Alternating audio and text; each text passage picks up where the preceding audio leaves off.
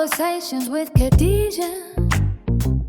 We talk about the pain and trauma, the highs, the lows, the light, the darker. Our hearts align like stars in armor. No secrets left. Welcome, my dear. I know, first of all, I know you're a little nervous, like we talked about, which I don't understand why, because this is one of my childhood friends. We actually grew up together and we have conversations all the doggone time. She's actually one of the examples of the reasons why I came up with this podcast, because as you guys know from the initial inception and the first episode, I am in a lot of spaces with a lot of wonderful, beautiful, articulate people, and we're having these deep conversations that I feel like the world needs to hear. And Malina is one of those very interesting and also and also very insightful people, and she's also very private. So today's conversation is going to be centered around trying to get Malina to open up for the public to see, because of course we have those intimate conversations, but just giving her an opportunity to let the world hear some of her experiences, some of the ways that she has grown, her new lifestyle, things from the past, things in the present, things in the future, things to come. I'm excited for that, and to just talk about love, life, and moving forward. Okay, so welcome, Malina. Welcome. Is there anything you want to say to the audience? Hi, guys. Oh, my goodness. Do you want to share a little about yourself before we get started? No, I'll allow you to just do your thing. Oh, get busy? Okay. Busy. I love when a guest let me get busy. I'm here for this. Okay. Let me start off by saying, of course, I want to get us grounded, right? I want to get us grounded. So let me ask, as I do with all my other guests, what is something, let me hear one of your feelings. What would you describe that you're feeling right here in this moment? And we'll discuss what you're feeling later on in the evening as the time progresses. How are you feeling right now? I am a little teeny bit nervous because this is my first podcast. But I'm actually honored. Okay. All right. I like that word. Ooh, got me feeling up his heat and cannot overweight for y'all, girl. Okay. I'm honored that you invited me here. All right. I'm excited to have you. So that is my word. I'm going to use excited. I'm very, very excited because I'm also excited by the outpour of folks that want to participate, right? Because it's one thing to want to ask folks if they want to do something. It's another thing for them to either A, want to do it, and also B, it's another thing for folks to volunteer to do it. And I think for me and you actually did both, which I love. You were definitely on board as soon as I asked, which made me so, so happy and grateful. And then the other piece was that you also volunteered to say, like, Deej, if you need me, I'm here, which is pretty much the standard that you've set in this friendship. You know, ever since we have been friends, it's always been, DJ, if you need me, I'm here. Right? So amen, come on. So to hear it again in another business venture that I'm embarking on, it makes me proud. Right? So let's run it back for folks who do not know. Malina and I are childhood friends. We grew up together, but we have an age difference, not that much, about maybe 2 or 3 years. So because of that, we didn't initially start out as friends. So Malina, I don't know if you want to share with the world how, because I remember it very vividly. Tell me if you don't remember how we initially decided to embark on this friendship. Do you remember the very first night when we decided to engage in some alcoholic beverages? Do you remember that night? Because that's how our friendship formed, through alcoholic beverages. Oh, yeah. Don't judge us. Oh, man. What was going on with us? I know what was going on. I can definitely tell you, I know what was going on. So what happened was, for folks who do not know, we come from a clique of about 15 to 20 girls, right, that we all grew up with. And prior to us being 15 to 20 girls, we were about maybe 6 to 8 girls, right? The kind of core group, right? And one of the folks in the core group was our friend Sequina. Shout out Sequina. And Sequina lived down the hall from me. We hung out. We are the same age. We're like 2 weeks apart. So we always had a really good friendship. And she has a twin sister. And her twin sister was connected to another young lady who we actually became friends with, who was Malina's close friend, who lived on my floor, Michelle. God rest her soul. Rest in peace, Michelle. She actually ended up passing away. But Sequina's twin sister was connected to, Sakima was connected to Michelle, and Michelle was connected to Malina. And we were getting our libations that night. We were trying to get our buzz on, right? But sometimes folks will fall short in the crew of their of what their contribution was, right? And for me, my contribution was on point because I love the libations, right? So because we were a few dollars short, we were kind of trying to look around and see like, okay, well, who wants to kind of get a sip with us and who else drinks, and let's get this party rolling, right? And Sequina had known from Sakima that Michelle and Malina had their own little crew where they did their little sipping as well. Now, I won't lie, I had a little apprehension about this because although I didn't know your age at that time, specifically Malina, I knew Michelle was younger than me. So my whole thing was like, I feel bad trying to encourage somebody who's younger than me to drink. So Sequina was like, girl, please, they drink. Right. So I'm like, ooh, okay, they do. So I never forget, we always had a good rapport, like I always spoke to you. So when I seen y'all come in the building, I was like, hey girls. So y'all was like, hey. And look like y'all had y'all libations already. Oh, y'all was on y'all way to get y'all libations, right? Right. So I'm like, what y'all doing? So y'all was like, we ain't doing nothing. So I was like, you guys want to drink? So y'all was like, wow, what's up? So we used to put $10 in at that time. So we was like, well, we're contributing to a $62 bottle of Hennessy. And I think we had like $40 already. And we was like, if you guys contribute 10 and 10, there was a third person with y'all. I can't remember who it was. But if you guys contribute 10 and 10, we can get the $62 bottle. Right. And when I tell y'all these young girls tried to shit on us, they was like 10. 10. No. 10. That's all y'all need. Like, I wipe my ass with $10. Like, bitches came out with $50 bills. Okay, bitches' wallets came out. Okay, the hundreds, the Benjamins, everything started rolling. We was like, okay, I'm here for this. This is my type of energy. So because of that, it's a piece of hair. Because of that, we became besties McSesties. Like from that night, we was like, okay. And then they was like, so that's it. We ain't getting no other say with it. Like they had a whole formula. These were like professional drinkers. Meanwhile, they're younger than us, right? And they was not playing because they had their money for their libations. So from that night, friendships were cemented from that night, right? And I remember Michelle kind of connecting to one part of the crew and Malina connecting to myself and another girl in the group, and all three of us became a trio. So that's kind of where it got cemented and solid at. And I mean, from then we have been locked in ever since. Even sometimes if there's gaps, like I remember you moved and so on and so forth, we still was able to maintain the friendship. Right. So that's how the friendship got started, because Malina freaking forgot. But I remember that night because I thought it was so, I was like, these young girls, what they doing with all this damn money? Hello, and ready to contribute. Looking at us like we some old my bitches. We was like, wait, don't judge us. I was like, I got my 10. Don't bring it here. Right. But so let me ask. I know in your household it was mom, it was dad, and it was your sister. What was the household dynamic like? Ooh. We going there. Well, you know, Nu was like 13 years older. So Nu she was being kinda, your sister. Yeah. Yes. She was like in and out.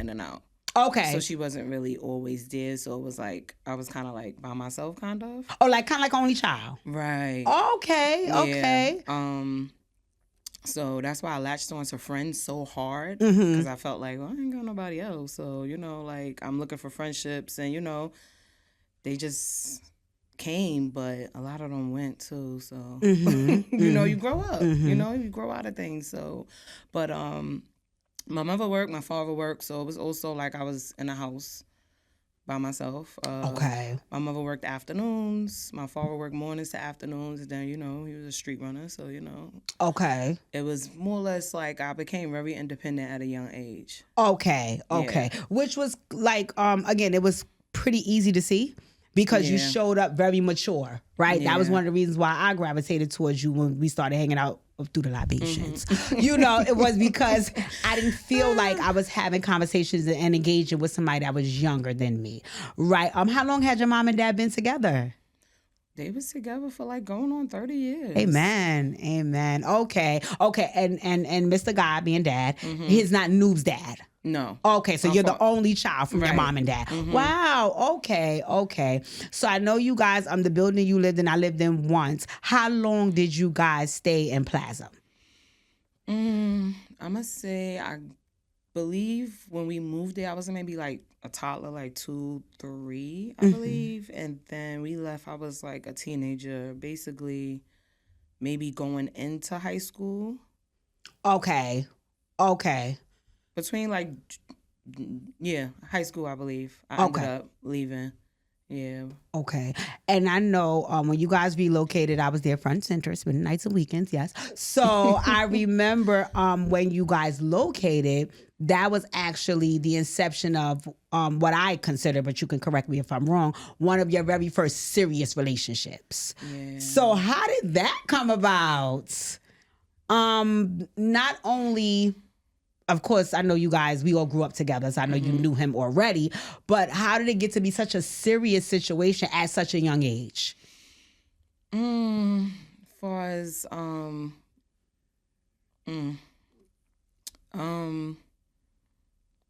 well, because we grew up together, and he was also a friend of my cousin's. Okay. So we just already kind of knew each other. We had a friendship, but...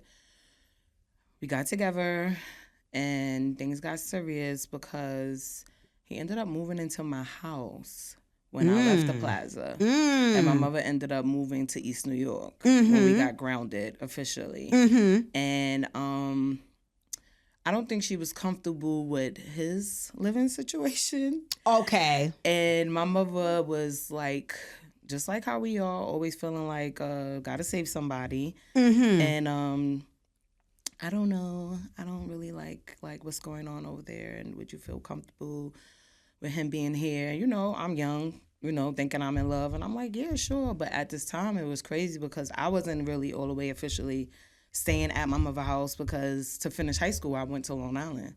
Okay. Yeah, like my last 2 years was in Long Island, so I was actually staying with my sister. Okay. For the last 2 years, 11th and 12th grade, and I was coming back home on weekends. Okay, so just for the audience, right? So what happened was you guys relocated from Plaza to East New York at the inception of high school starting, and then you guys made the decision that it would be best for you to finish your last 2 years of high school in Long Island. Yeah. Okay, let me ask, how were you and him already together when you decided to go to Long Island? Yes. Okay. Was he already living were you guys living in the same household when you decided to go to Long Island? Or he came after you went? It was kind of like in between. Okay. So it was just like I'm deciding it, but at the same time, I would say like around it was the same thing. It was just like I'm leaving. He's coming. I'm like, well, I'm not even there. Like, you're going to have him there and I'm not there. You okay with that? And she's just like, yeah, and I'm just like, okay. Good old Miss Malika. Yes. I was there when Malina wasn't there either. So Everybody's there. Yes, I love that household. Oh, I love that household. So I can imagine the comfort that he felt because I know I felt the comfort and I know he was in the room. I was on the couch and felt the comfort and the love. So it was a very, very loving household. And it was very similar to my own upbringing and my own household. And the reason why I also was really, really, really, really, really adamant about being there is because I don't know if you remember this, but at that time we were transitioning out of the Plaza as well. And it also wasn't a great transition. Right. Because for about maybe 8 months we went to stay in my aunt's house and I didn't want to live on that block or in that house. Right. So for me, it was pretty much like I need an escape route. And you guys' house was that for me. It reminded me so much of my own house, right? So I can understand why he would feel comfortable being there without you, girl, because I was. Okay. And I know you guys, how many years did you remain in that relationship? Like a good 4 or 5. Oh, wow. I didn't know. I thought it was longer. It was off and on. Like, we had a breakup situation, then we came back together, and honestly, that's when the baby had came. All right. I remember the baby shower like yesterday. Yes, 2006. I remember the baby shower like yesterday. Okay, so we'll get into being a mom in a few. Let me ask. So now you guys are deciding that we're going to be parents and you're going on to this next phase in your life. I know that there was a time that you moved out on your own. Yeah. So was that when you guys decided that we're going to be parents and we need our own space? Well, yeah, it wasn't with him. Oh. Okay, I didn't know that part. So he never went to... No, okay. we broke up before I moved. Okay. I was in a totally different relationship after that. Being pregnant, I was pretty nice. Okay. I was pretty happy and to the end. And then the baby came and I felt like, I was going through so many ups and downs with him and our relationship, postpartum. And like 6-7 months after, the baby was born. Makai. Yes, Makai. I'm sorry. We split up. I was just unhappy, and I was just like, this is not. We too young for this. Okay. We could co-parent, and that didn't go well. But How old are you at this time? I was 20. I was 21. Okay. Yeah. Okay. Without you don't have to share all of the backlog of it all, right? Mm-hmm. But tell me, what was the final straw regarding you ending the relationship with Makai's dad? I think it was just a matter of I do take things. I take a lot of things before I'm up to here with stuff. Mm-hmm. And I have a lot of patience, or at least I try to. I think it was a matter of you keep doing things to me that you wouldn't like I did to you. Mm-hmm. And it's like when I explain it, it's like, what do you mean? I'm like, what do you mean? Like, if I did that to you, you wouldn't be okay with it. Mm-hmm. But you're doing it to me. Mm-hmm. And it was like a constant, and it was just like, yeah, no, I'm not happy. Okay. Was it a mutual decision or was it, I'm leaving you? It wasn't mutual at that time. It was kind of like, he wasn't happy with it. And it was kind of like making it about the baby. Like, oh, well, like, how are we going to do this? And am I going to be able to be a father to my son? And I'm like, of course. Like, I would never do that to you. Like, we, agreed to have this child. That's what we're going to do. But then,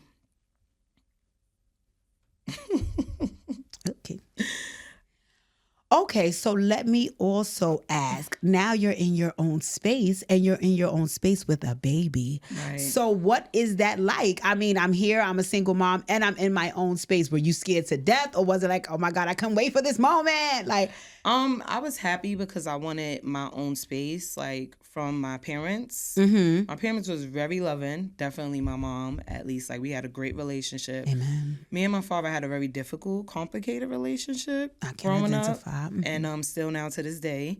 So it was like, I can't do this anymore. I got to go. Like, I need my own space. Like, I had to go. And I ended up getting into another relationship, and he co-parent with me as well. Like, he treated Makai like his own. So I didn't really feel like a single mom for that long. Okay. Because it was like, now we have a household of the dynamic of father, mother, son. All right. Okay. So let me ask. Wow, that's nice. That's nice to... No, seriously, because I think that I talked about it on the last episode, which is bonus parents, right? I love bonus parents. Don't get me wrong. I love biological parents. Let me not hate on them, right? That's not the case. I don't know. I have a soft spot for bonus parents. I think because my bonus dad he did an absolute... I mean, he did the best. He is the only man that could have stood in the gap for my dad, right? So when I see other men and women come along and love children that are not their own in that manner, it makes me so happy. So shout out to the bonus parents, right? Right. Okay. So how long were you in your house alone? Did you get a year? Not really. Oh, okay. Go on, girl. Not really. It was I actually never really was always alone, and not really like so much the relationship part, because eventually me and the next person ended up, separating, and he left and went back to Queens, to take over his mom's house. We still have a good relationship. Oh, beautiful. Yeah, we still have a good relationship. Like, he checks in on me, you know, on certain dates, and I do the same. So it was kind of like it wasn't mutual, but it was like, I understand. You have to do what you have to do for you. Okay, so you guys were able to separate amicably. Okay. Right. Okay. Did having a bonus dad and then having Makai's biological dad, did that make the co-parenting situation any better? Between me and the father? Yes, between you and Makai's dad. Well, our co-parenting was never really great. It had nothing to do with the other parent. It was never really, we wasn't on the same level. Okay. Right. Okay. It was kind of like, I want my way. I wanted my way or the highway. And it was just like, well, you have to take the highway. Okay. Because, like, I'm over it. Okay. And it was just to a point, it was like, I did what I needed to do. I couldn't force anybody to do what they needed to do. It was like, you know, you'll come around when you come around. And I guess he built whatever relationship he could build with him, with the little one that they did have, and his own way. And, you know, it made it work. Okay. How was bonus dad? How was him and Makai's relationship? And does he have his own children? Is that part of the reason why you guys were able to get so cemented and solid in your new relationship? No, he didn't have any kids. Okay. So he came alone, and bonus dad was amazing. He was like, it's not my stepkid, it's my kid. Amen. Like, you know, like, everybody from, you know, football teams, you know, football coaches knew him as being a dad, and so did school. Okay. So when the biological dad decided to pop up, a couple of times he did, people was like confused. It was like, oh, that's the dad. We always thought, you know, he was bonus the dad was a dad. And it was just like, no, but you know, he's like, yeah, that's my kid. I don't care what nobody say. So that was an amazing, like, relationship. Okay. So I know you said, and we'll come back to bonus dad in a few. I just wanted to revisit. I know you said that for you and your dad, there was some points of contention. What do you think started that, right? And I heard you say that it still continues at times. What do you think is the driving force to make it continue?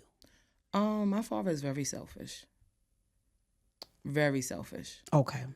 We're just gonna put it out there. I'm not gonna say anything that he doesn't already know.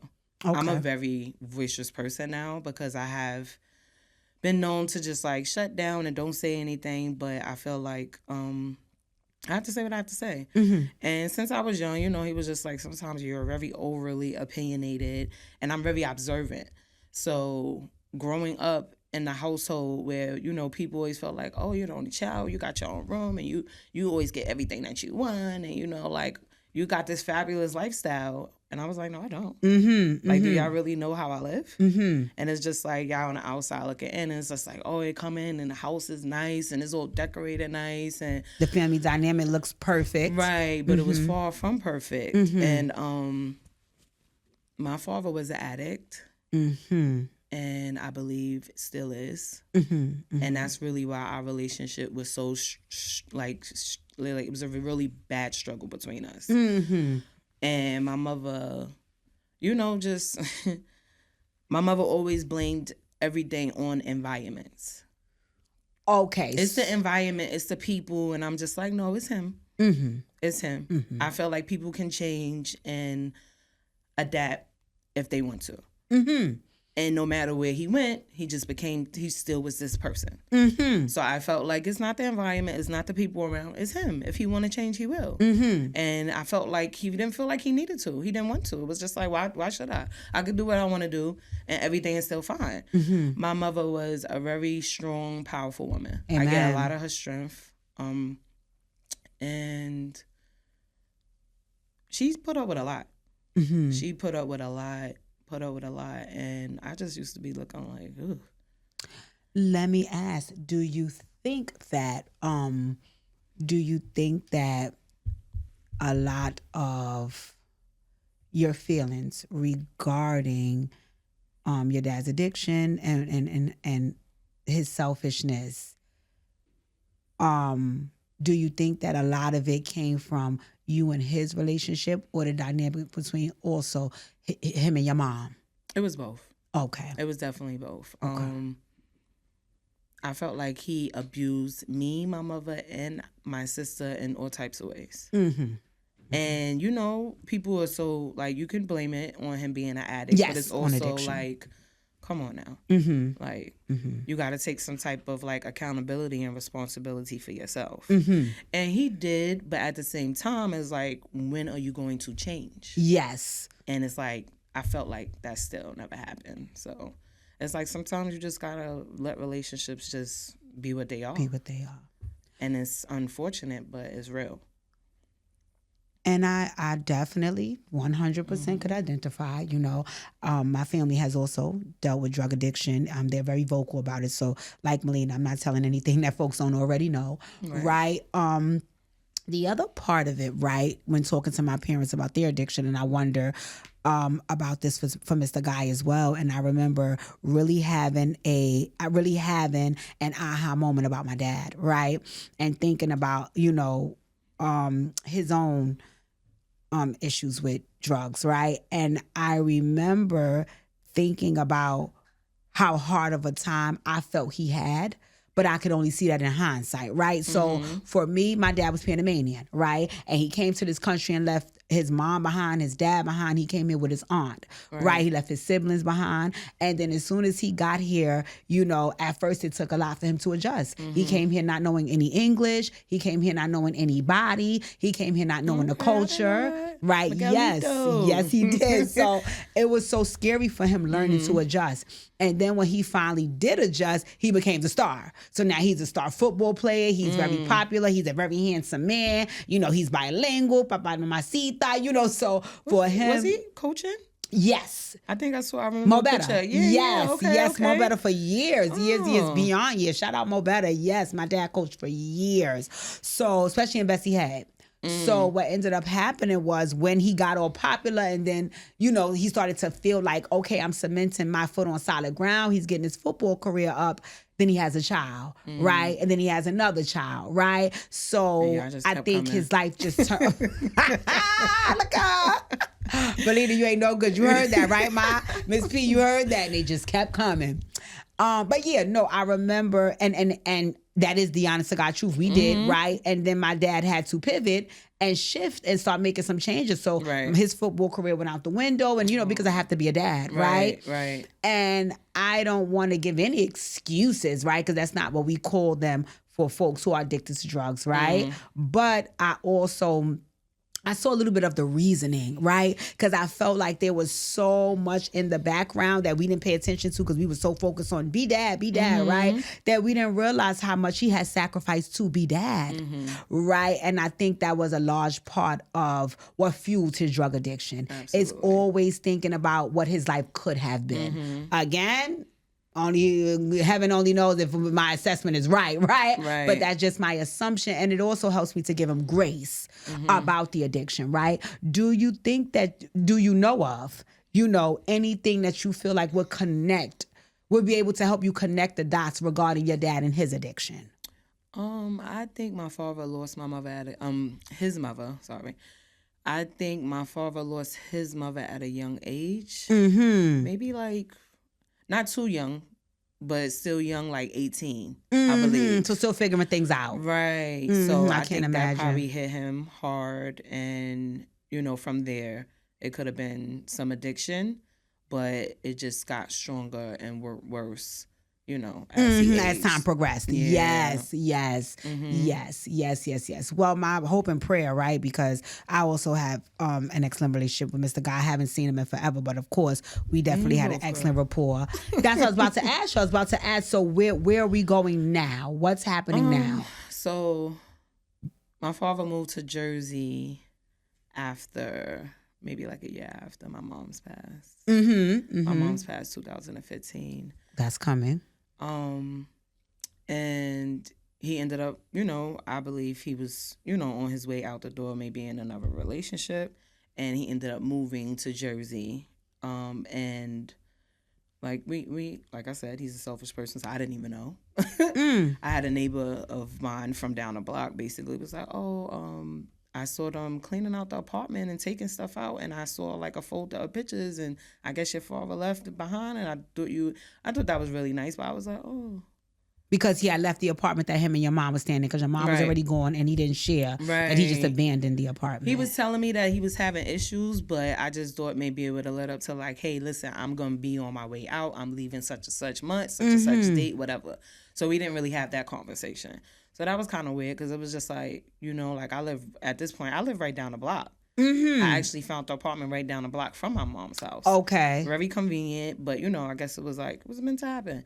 So it was like, you know, you could have just called, came down the block, threw a rock at the window, something. Like anything. So that kind of like changed things too, because I'm like, you know that I lost my mom, I'm here with a kid, and you just left. So it's like in a sense of abandonment, and it's selfish because that leaving is what makes you happy. What about right? Which if you had to leave, that's understandable, but you could at least said something. You know, because eventually, like maybe some months after my mom's passed away, my sister moved down south. But she told me, we had a conversation. She was like, you know, I always wanted to have some property. I always wanted to leave New York because New York, you know, sometimes it's out of reach for people. So she was like, I plan on moving down south. And I was like, okay, you know, like, do what you have to do. But at least we had that conversation. Yes, the consideration. So I had a chance to feel my feelings, deal with them. And, you know, I didn't get that. He basically robbed me of that. It was just like, oh, like, you just left. Yes. And we did speak various times after that. But it was just, he came back eventually to visit when, I don't know if you want me to really go into that yet, but he came back from Mackay Memorial. Okay. So he came back for that. Okay. And then that's pretty much the last time I felt like I saw him. Like, physically? Physically. Since what year is that? That was 2020. Yeah. And this is 26 and you haven't seen him physically since then? No. Wow. We done maybe talked on the phone, had conversations, and maybe FaceTime, but not physically. Okay, in each other's presence. Okay. So let's go back to mom. You know. Oh, keep me in prayer. So like I said, first of all, your mom looks like she can be my mom's sister. Your mother looks exactly like my Aunt Glenda. I do not care what nobody says. And my mother looks like a younger version of my Aunt Glenda. Right? So that was one of the many reasons why I was drawn to Miss Malika. And then the other reason was because she acted as though my mom and my aunts. Very loving, very supportive, very just even down to her giving nicknames. That's things that my mom and my aunts do. Right? So it was just so much that I embraced about her because she reminded me so much of my own family, right? So to get the news, right? Because I'm overly dramatic and retarded, right? So someone's calling me to tell me about a loss they're having, and then it becomes my loss, right? And it's like, I'm sorry, do you need to be consoled? Or are you consoling me, right? But it was just such, it was just, again, I felt like I lost one of my aunts, right? It was such a heavy thing to hear, right? But do you remember really like when I called you? I remember where I was and everything. Right. So when I called you, I wasn't even calling you for that because I was like really dreading to do that. It was the day before your birthday. Yes. So I remember like it was yesterday. Let me call my friend, see, you know, I wasn't even really calling for that. I was calling to see what you was doing the next day. And I was like, yeah, girl, I think the next day was a Monday. Yeah, I was like, what's going on? You know, what you doing for your birthday? He was like, yeah, all that. So what's going on with Malika? And I was like, and I just knew. I never forget, I was sitting in my bed was a particular way. It's not that way anymore. I remember because my TV was straight ahead. And I remember as I'm asking you, I'm looking at, I used to love, what is this doggone show? I can't remember the name of it. But anyway, I used to, Norman Bates. I used to love that show. So when you called me, I was watching it and I put the TV on mute, but I'm still looking at the TV. And when you said it again, I'm not expecting to hear that. So I was like, what? And it just seemed like, again, I felt like somebody called me and told me like one of my aunts passed away, right? So I know there was some time before that. That's why I asked that specifically, like what's going on, Miss Malika? Because there was times before that we talked about it because there was an illness. What happened? She had cancer. Okay. Endometrial cancer. For anybody that don't know, that is the lining of the uterus. Yes. And then there was just complication. My mother had gained a lot of weight, so it was certain procedures they couldn't do because it was going to be hard for her to heal from. Yes. And then eventually, like, the complications just kept happening, and then it was just like from the hospital, I remember the day I was there by myself, and they was just like, well, there's really nothing else we can do for your mother. And I was like, excuse me? What do you mean? And they was like, well, right now it's just about her being comfortable. And I remember this conversation. Oh, okay. So, I'm there by myself, and my mother was just like, what's wrong? And I was just like, trying to hold it together for her because I don't want to break down in front of her. So I'm just like, what's going to happen? So, I go out the room, and I just, like, had my breakdown, and then I came back inside, and I was just like, explaining to her, like, we going to have to figure out what's next. Like, what do you want me to do? How you want to do this?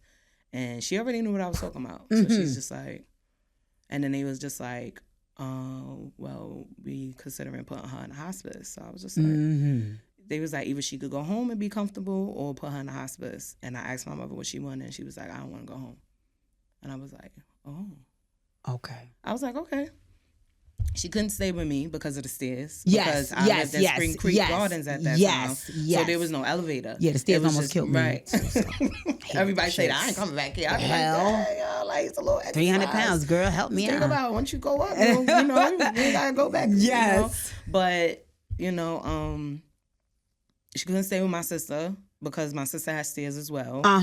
And it was just like, well, if this is what you want, then, so it was just like, hospice. So when I started telling the family, everybody literally started having breakdowns because it's like, oh, this is getting real. This is serious. It's getting real. And I'm like, yes. Certain people came in the hospital and they thinking like, okay, she's going to get better. We going to get it together. And it was just like, it didn't happen. So went to the hospital. She was there for a while, and then eventually, she left. That was a transition. Yeah. Again, without busting out crying, right? I read a meme that said it gave like 4 or 5 things that happens to you in your life as a woman that forever changes you. And one of the things that they had on the top of the list was the loss of your mom.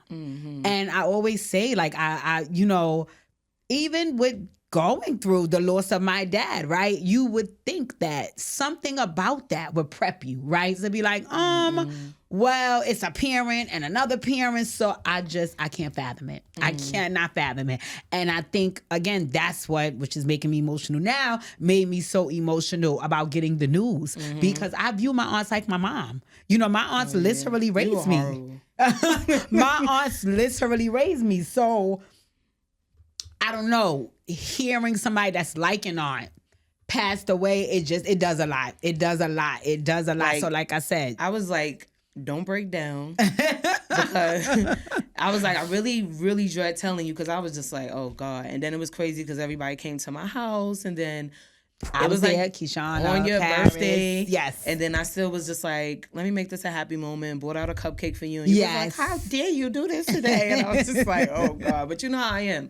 Like, I'm still calling about my damn birthday. Your mother's in hospice. Girl, listen. I don't know if I got that level of friendship in me. So pray for me, girl, because I'll be like, your birthday? Girl, I didn't even know you was born. Like, so to be like, I wasn't even calling you about that. I was calling you about your birthday. Like, that's crazy. Yeah. But again, it just, like I said, it speaks to what I said in the beginning, just always showing up for me. Right. I did not mean to cry, guys. I did not, but I can't help it when it comes to that. So, once again, it's not enough prayers to send. It's not enough condolences to wish. It's only, what is some of the things that A, you carry with you from your mom, and also B, that you learned about that whole experience? Because was your mom like one of your first major losses, right? Yeah, absolutely. I mean, I lost family members, and like I lost an aunt before that, and that was kind of hard because I never really been to like a funeral, so I had like a breakdown moment when I lost my aunt. But my mom was like my big first loss. Yes, yes. Yeah. We prepared as much as we could. And when I say we, it was kind of like me and my sister.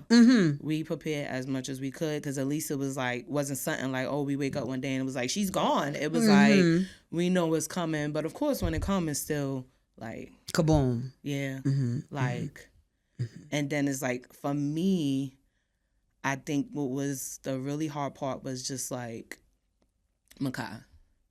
Like now I gotta sit here and explain to a 7-8-year-old that who's incredibly close with their grandmother. Oh my God, she might as well would have birthed him. Yes. She might as well would have birthed him. So it was just like my whole life is about to change because my mom was my support system. Amen. When it came to my kids, everything. Yeah, literally but definitely, everything. Like, she was retired, she was home, so it was just like, bring Booby all over, and I want Booby here, and Booby this, and Booby that. So everything was Booby, Booby, Booby, and it was just like, it was great for me because it's like, I worked full time, and I was like, finishing school, and, stuff like that, so it was like, and still, I want the lifestyle, still being able to travel and go out. Yes. So, I was juggling all that, and having your kids safe. Like you said, knowing they're in the arms of damn near yourself because your mom is going to take, if not better care than your kid, then you know what I'm saying? Yeah. So that's beautiful. That is beautiful. Yeah. And, praise God that she did get the opportunity to meet. Yes. In life and in death. In life and in death. So praise God. Praise God. 2015. That was a rough year. Yes. Yes, because, it's unimaginable, right? Nobody can, I don't care who you are, like you said, prepping as much as you can. It's still unimaginable. You know? Like, I lost her in February, and then, like, I was working for the state, and I ended up losing that job in March. Yes. Over something that I really, like, it was me and another supervisor that worked there for 20 years, and we both lost. Yeah. It was crazy. I remember that was another grieving moment for you, right? I remember that. What happened? Well, I was working with OPWDD, which is like, people with developmental disabilities. Yes. And, all types of allegations that happen. Yes. And false allegations. And it just so happened that this one was really like a drastic one because we had a coworker of ours basically make an allegation on us with a individual. Oh, with the client. Yes. Wow. So we went through all types of investigations. Like, I was probably out of work from like 2013.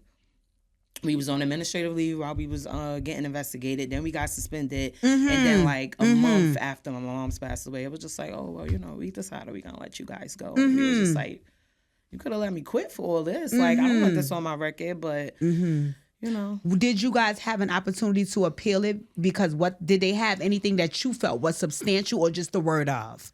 It was kind of like just the word of. And then you had another individual that had issues with me because they have behavior issues, so it's just like she also had an issue, and it was just like no, she did it. So they went by the coworker and then the individual. Oh, okay. Which the one that got that that they were saying that we abused was just like no, that ain't happened. Yeah. So yeah, we had all types of things going on. We had the union, we appealed it. And it was just very draining. So it was just like, I'm exhausted. Yes. Like, if this is what's happening, let's just let it happen. Yes. And you know what? It's sad because, like you said, that's also a career at such a young age. That's a career at such a young age. So to lose that on top of, I'm already grieving my mom, that's heavy. And that was, that year I was turning 30. Wow. Yeah. So 2015, yep. That was my 30th. Yes, because I turned 30 2012. Yes, you're absolutely right. I was turning 30 that year, so definitely a turning point. Yeah. Well, God wanted things to shift, right? Obviously, right? God wanted things to shift. Wow. Okay. And again, shout out to Miss Malika. God rest her soul. She's missed every single day. She is definitely one of my favorite people still to this day. Like I said, she reminds me of my mom and my aunts. And, again, just wishing that she could be around to see the woman that you are now. Because I think that she would be incredibly proud. I think she would be so proud that our friendship is still locked and cemented and solid and things are pushing forward, right? Yeah, she probably watching us like, look at my girl. Hello. Come on now. Yes, I was going to say the same thing. She loved yes. You. She was yes, like, I loved her too. She's one of your great, good friends. I loved her too. I hope y'all stay friends forever. And I was like, yeah. Yes, of course. Of course, because able to do the work like we always talk about, right? Okay, so here we are in the next chapter. Next chapter is I'm now, it sounds like you and Bonus dad decided to amicably split ways, and now you're here. What year did you and Bonus dad decide to say, it's been real? Maybe at the end of like 2017. Wow. Yeah. Almost 10 years now? I did not know that. Wow. Okay.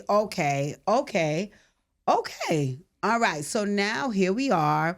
Now, are you single, live alone mom? Yeah, I was single. Okay. I was single for a good year. Okay. I was like, single, just enjoying life. Yes. Mingling. Okay. Doing my biggest one. Yeah. Okay. Got it.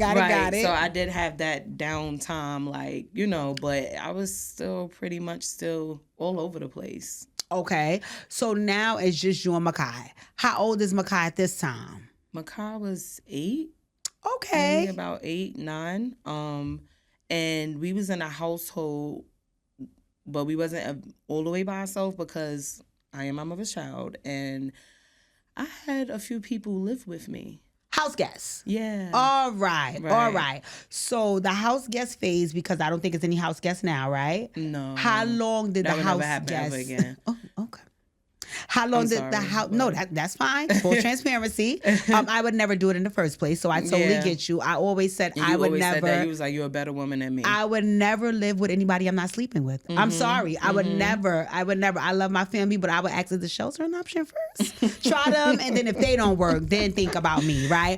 Because again, adults, to me, in my opinion, and this is just, I don't care who you are. It could be my brothers and my sister who I've lived in a house with my whole life growing up. I just feel like adults cannot live together.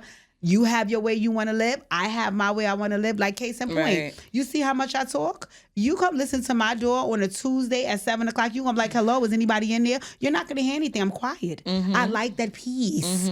So now if I'm living with another girl, but she like, yeah, girl, what you doing? Nothing. Enjoying my silence. Like that, so I just feel like that is not my thing. But like you said, you're mama's child and you had house guests. Yeah. How many house guests and how long did that time last? Well, that was the last guest house that I had around that time.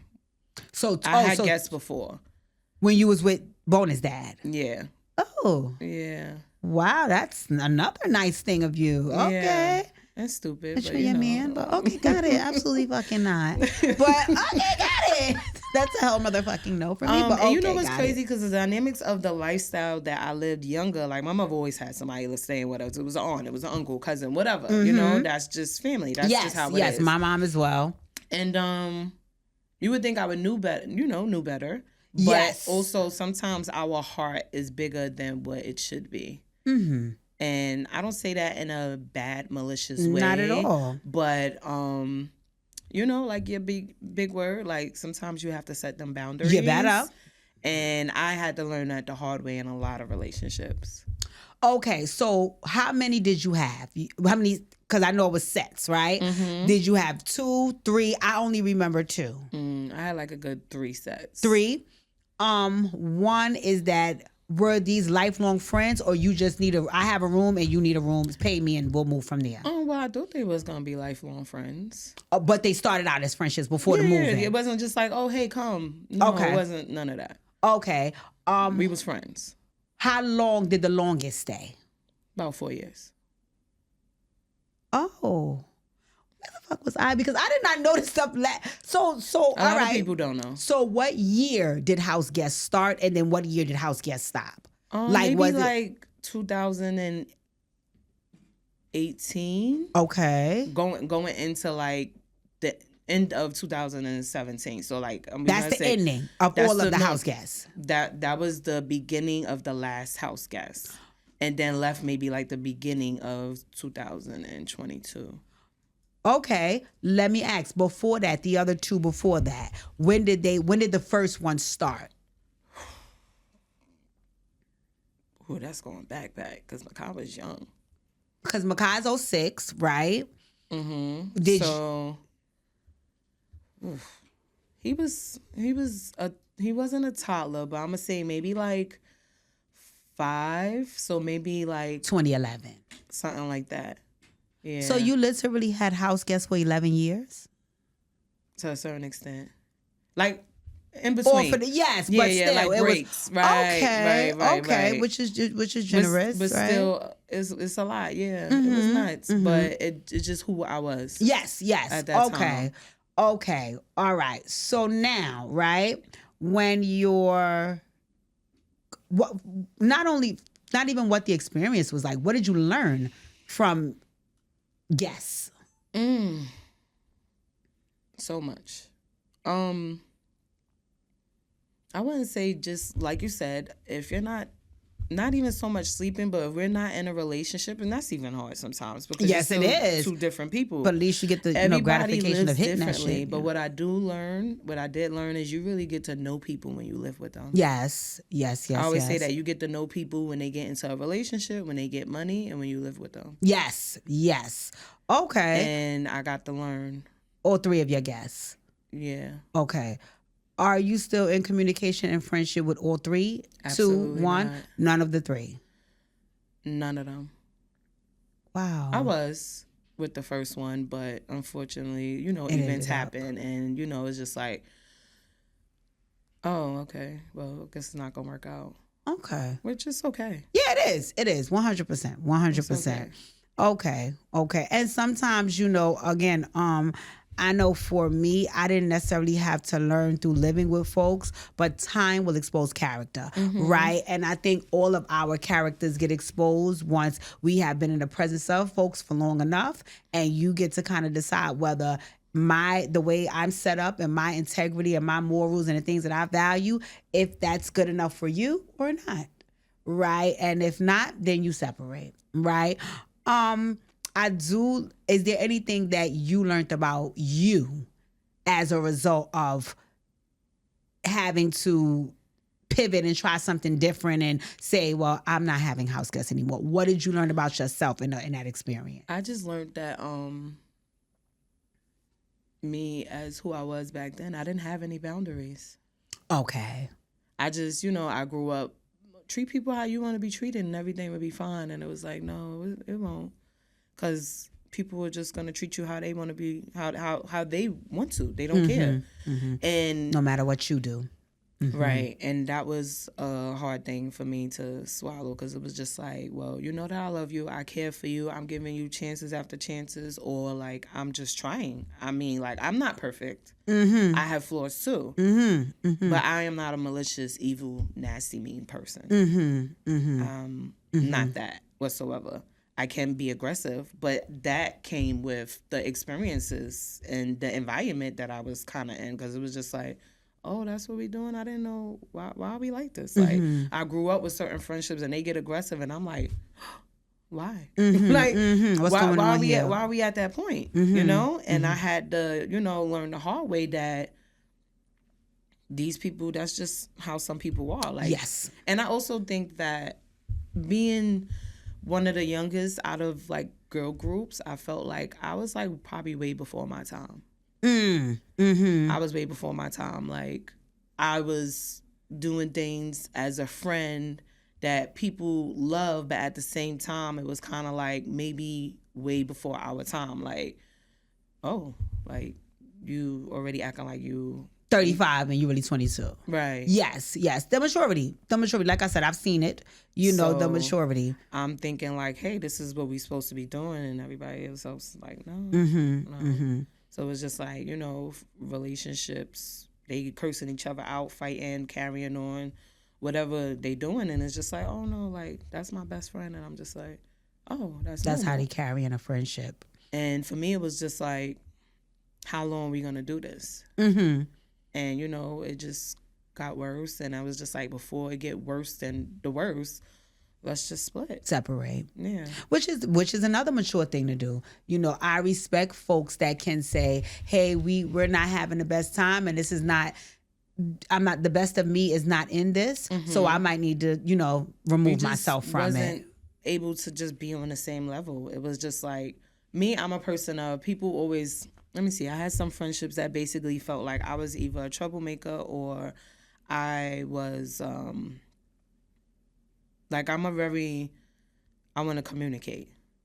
If something's wrong, let's talk about it. Let's not sweep it under the carpet and then it come back down the line a year later, 2 years later, because that's toxic to me. And some people are so immune and used to the toxicity, they think it's normal. And I didn't think that was normal. It was just like, let's have these uncomfortable conversations. What's wrong with having these conversations so we can get past it? And it's like, no, everything's fine. Like, but then 6 months down the line, you curse me out or bringing something up or, you know, and then I'm just like, well, we should have talked about it. You feel some type of way? I did something. I said something. What happened? And it's just like, no, we don't need to talk. And it's just like, for me, like, yeah, we do. I'm confrontational.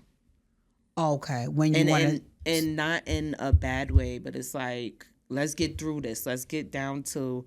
And sometimes I know I could go too deep because it's just like, no, like they want to stay on the surface. And I want to go, well, why do you feel like that? Yes, let's get underneath How did I make that. you feel like that? What did I do? And it's just like, you just did. And I'm like, well, you got to tell me something. You Yeah, can't just be I like, need to know oh, I just made you feel like this. How? What did I do? You know? So for me, it was just like, I'm a troublemaker because I want to get down to the bottom of things. And it's like, no, it's not being a troublemaker. It's just like, be honest, tell the truth. Like, what is it? Like, let's talk about it. Let's communicate. Like, don't be walking around on eggshells. Like, that's...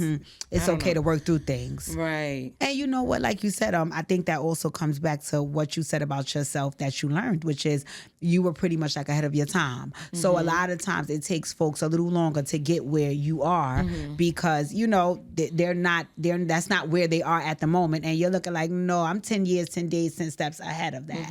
Right. You know, and I don't even know if it's only maturity. I also think, you know, shout out to Miss Malika, let me use her word though. It could also be environment too. Because I know for me, I didn't come from a background of seeing my father curse my mother out every second or seeing my mother and her friends bust out and full out brawls when something is not right. So it's also like I didn't grow up seeing that. So that's not what I'm going to bring into a situation either.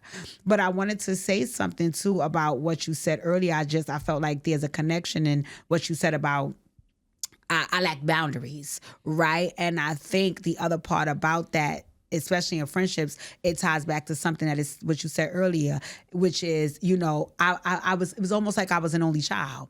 So I valued friendship because I didn't have siblings my own age and so on and so forth. So that's probably where the lack of boundaries came from because it's like, you know, I'm so busy valuing the friendship that I'm sometimes devaluing myself. Absolutely. You I know? did that in a lot of friendships. I did that in certain romantic relationships until, you know, I took myself off of autopilot and was like, yeah, this ain't gonna work out.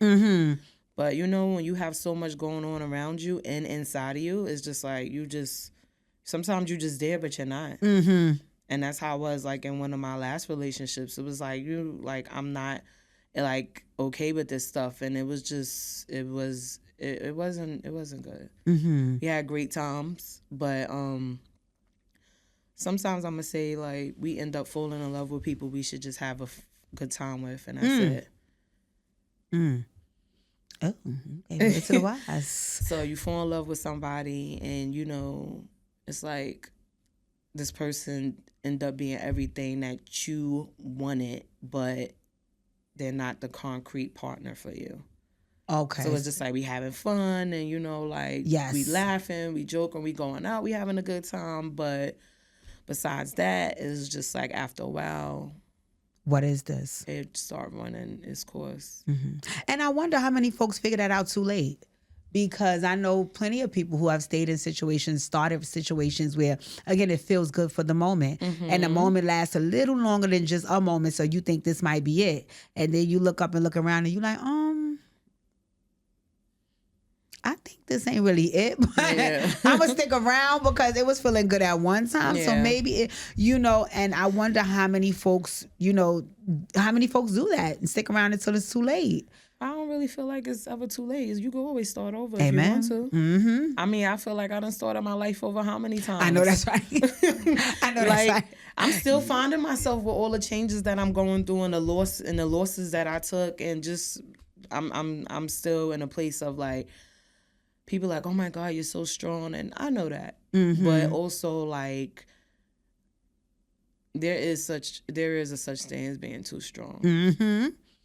And I felt like I was too strong in certain relationships that I was just taking a lot and dealing with a lot. And to a certain extent, it was just like you became too strong to where you just allowing this. And you think like, I know it's not okay, but I was still there. And I have no regrets of any of the relationships that I had, friendships, anything. Everything becomes a lesson. Amen. And I'm grateful that I am still able to push forward. Mm-hmm. And then I think also too, and I learned this in a few friendships and relationships. I also learned that when folks know how resilient you are, they continue to push and pull and push and pull because you know that I can take it. You know, and it's unfair. It's unfair, you know, because whether I can take it or not, the fact that you feel okay to give it is how I always end up losing love and respect for the person.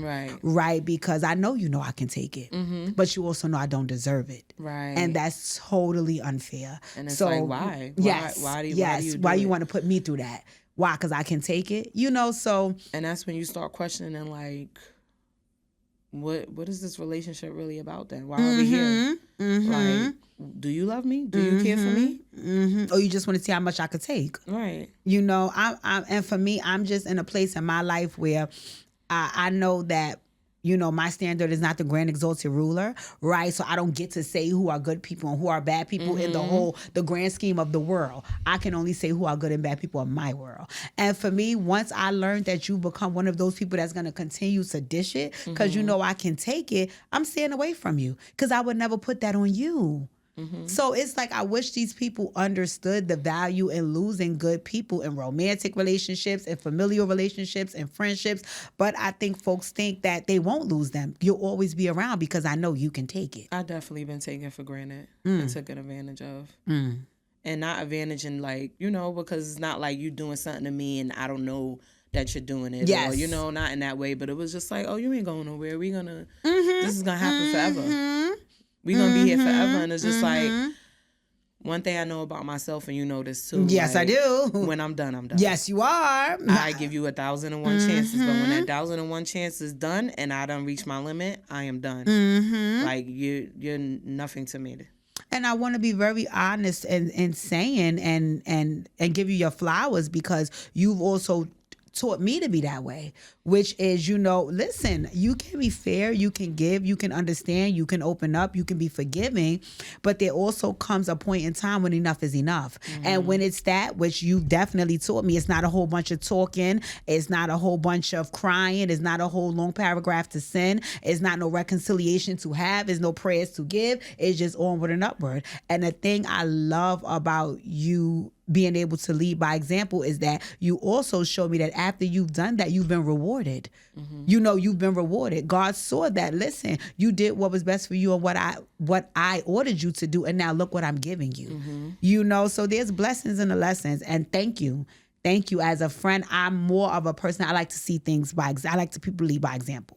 I can listen to you all day, tell me whatever you want to tell me. Girl, all right, got it. But once I see you actually doing it, that serves as a motivation and an inspiration. Yes, and I've seen you do it. I remember the end of the last relationship. I remember I was telling somebody we got to pray. Because when that one near slice you, it's over. So, and she sounded like she got the knife out. So I think we need to pray. And the person I'm telling this was like, nah, but she bad nice. I'm like, you don't know that one there. Once she done, she done. So that is 100% true about you, right? Yes. So, and I mean, it's not a bad thing. I'm very proud of you, right? I'm very proud of you because you cannot stick around, especially no shade to any other relationship, but you definitely can't stick around in a romantic relationship and be treated as such, right? That's crazy, right? So now your nervous system. Oh, you want to go there? We be here for 3 hours. Do you want to go there? Just real quick and short. So people was laughing at me because I was like, you know, I'm in my soft, calm girl era. Likewise. And people don't understand where I came from. I was borderline lunatic. Yeah. And I calmed down. I still have my moments, but I'm way different than what I used to be. And I think that comes from just like being in a totally different environment and just learning how to separate yourself from certain people, situations, things. So for me, calm girl era and soft girl era is more of my nervous system is just different. You know? I agree. And I am not like, it's just like, having to be strong in every single relationship is exhausting. And it came a time in my life I had to be strong all around in my friendships, in my relationship, in my romantic relationship. Then I got to be strong because I'm took another loss. So it's just like, when do I get a break? And I felt like people were there for me. I had a lot of people there for me physically, but I felt like when it came to emotion-wise and everything of the sort, people started losing touch with that because, you know, people could be, I'm here for you. I'm here for you. I'm supporting you. Whatever you need, I got you. But then when they feelings get involved, it's like, well, you made me feel some type of way, so F that. F you. And it goes back to, I think that's also might be a trigger for you because you said it earlier with your dad. It also goes back to selfishness. You know, it goes back, sounds like what you're describing is selfishness.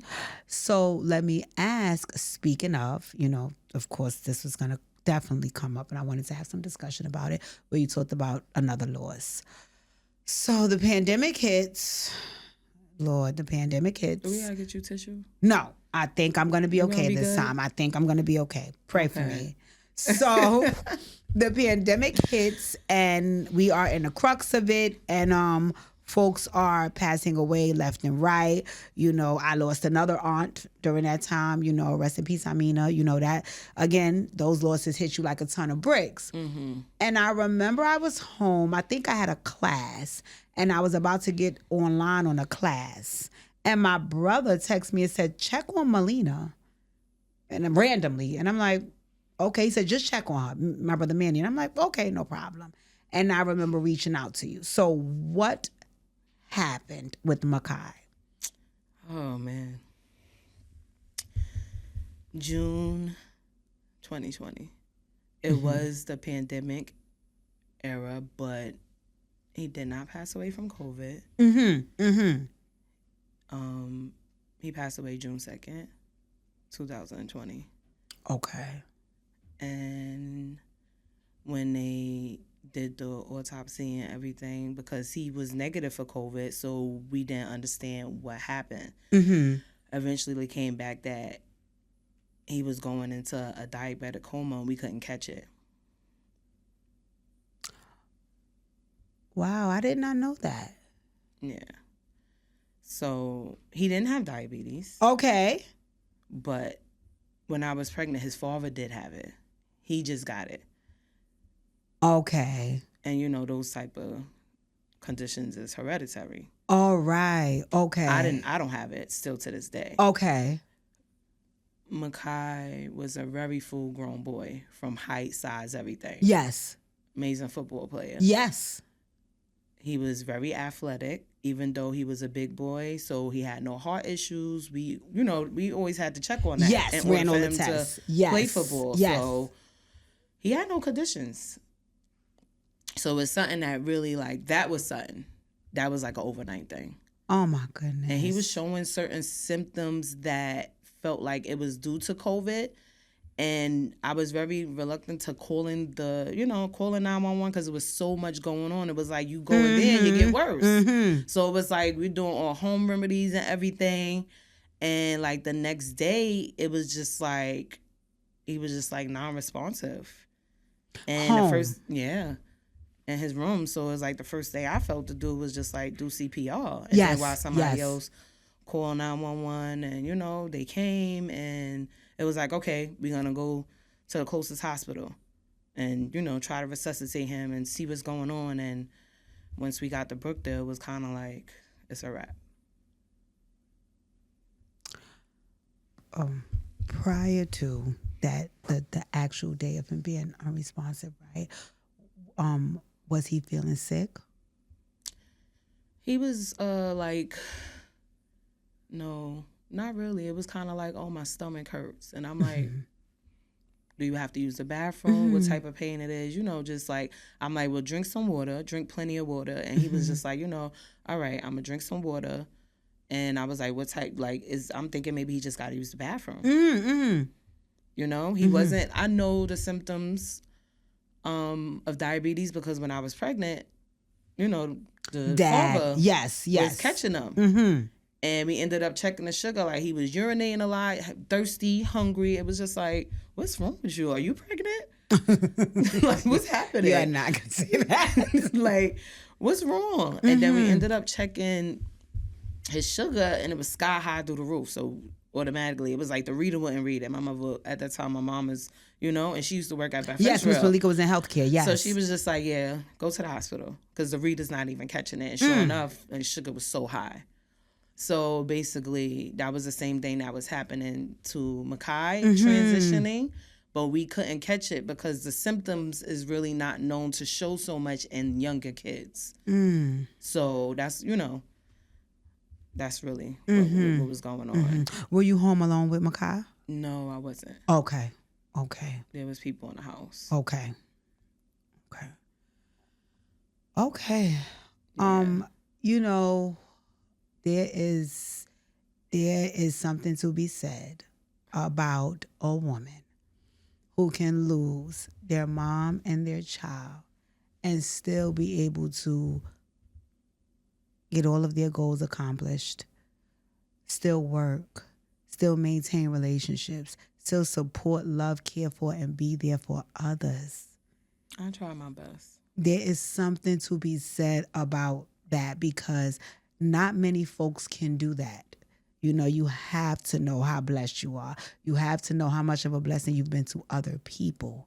You know, you have to understand how many, and I think you do know how valuable you are because when you ain't valuable, you'll cut them off. You know, but what I do love is that you do go where you're valued, and that makes me very proud of you because you are very valuable. You are very valuable. There's not a time I can speak for myself that I've ever called on you, including tonight, where you did not show up for me.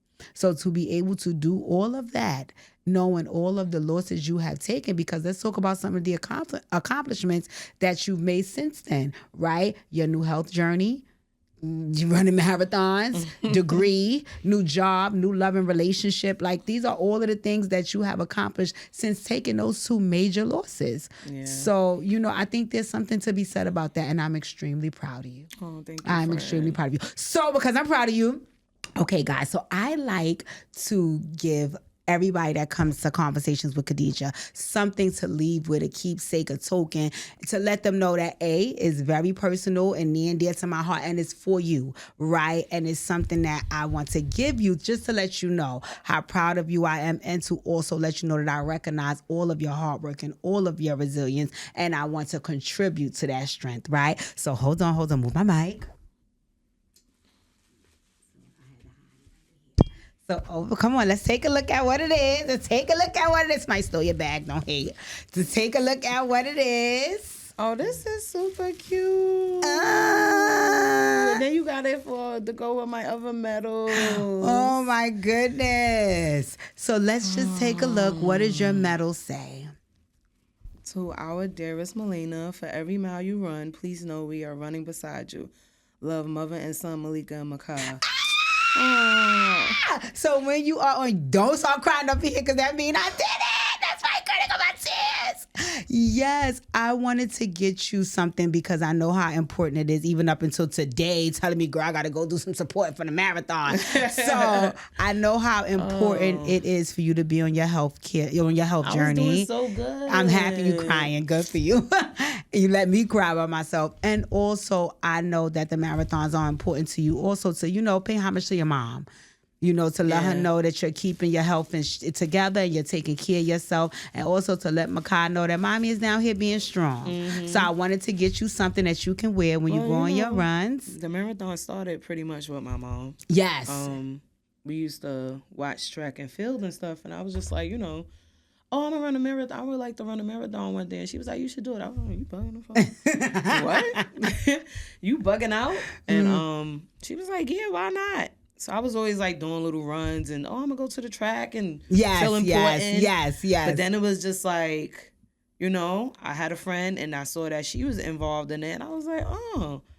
So I started really like serious doing runs in 2017. And my first marathon was New York City in 2018. And traveling all over the world running. How many countries have you been to? Traveling all over the world running? Only 2. Only. I mean, I've been to a lot of states and traveled and run, but I did Tokyo Marathon. I did Berlin. Nice. And I did like Chicago Marathon, New York, and I did like mad different halves and all types of different lengths in different cities. Oh, girl. And you also went back to school, so let's talk about, you went back to get your degree. Yeah.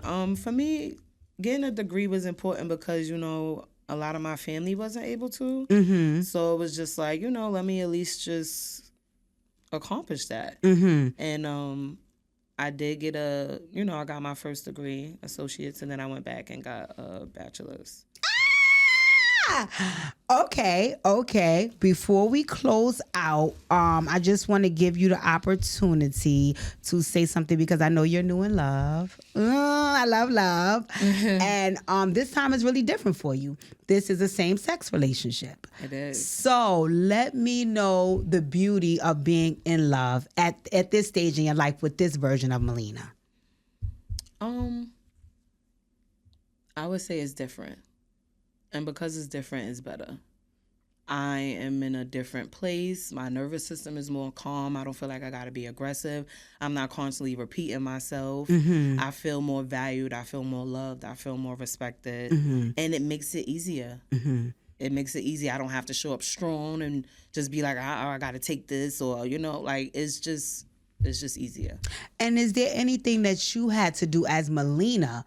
Did you have to show up any differently as Malina, or did you just have to come with Malina and that was accepted? Malina had to build boundaries. Amen.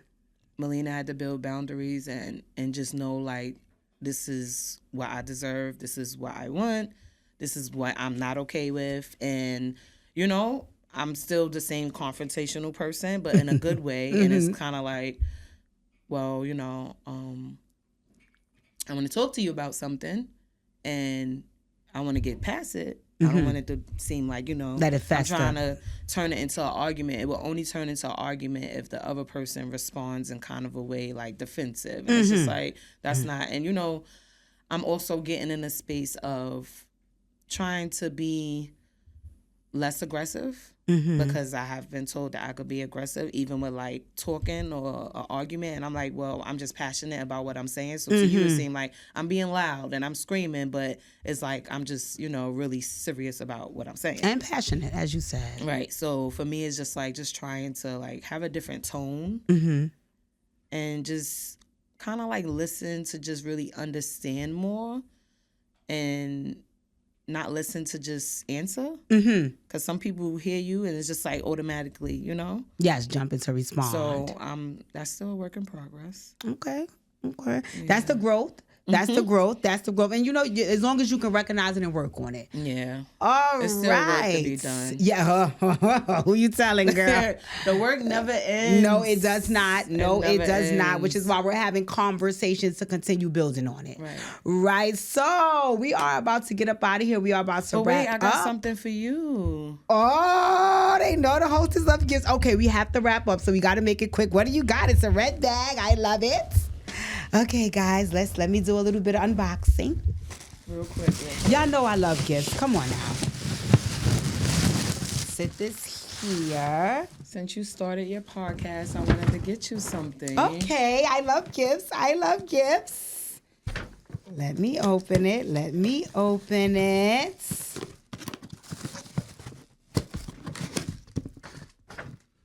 Just sit that somewhere. Oh, okay. Why you want to just sit my thing down? No, I'm saying like you supposed to just sit that somewhere. Ask me about my podcast. Everywhere I go, I talk about it too. Everywhere I go, I talk about it. So I'm going to have tea in my good old cup. I love this. And you know what? Because this is a non-alcoholic, I'm going to get it. It's a non-alcoholic podcast. So I think that this will be good for tea, which I'm drinking all the freaking time. Thank you, Malina. And also, ask me about my podcast, y'all. Oh, she knows I am queen planner. That's what I was doing earlier while I'm I am queen planner, so this works perfectly for me. And I also want to plan out my next guest. So thank you, Malina. Thank you for having and me. I love that people were so thoughtful to bring gifts for the guests. I mean, gifts for the host. Y'all don't forget that. Y'all better come on, step it up. Look how Malina brought gifts for the host. Thoughtful. Yes, she is. Yes, she is. All right, ladies and gentlemen, we are going to wrap up. One last question before we go, Malina. Let me hear one word that you're feeling now that we have wrapped up the Conversations with Khadijah episode. Relief. All right. Okay. No longer nervous. I love when I can bring people's nerves down. As for me, I'm going to use grateful because I feel like this conversation was so insightful and so genuine. And I am grateful to know that people can come and open up and have a conversation. So in any event, thank you, my dear, for coming on Conversations with Khadijah. And hopefully we'll see you again soon. Okay, thank you. Enjoy your nights. Conversations with Khadijah. We talk about the pain and trauma, the highs, the lows, the light, the darker. Our hearts align like stars in armor. No secrets left, no walls to climb. Just healing words we speak in time.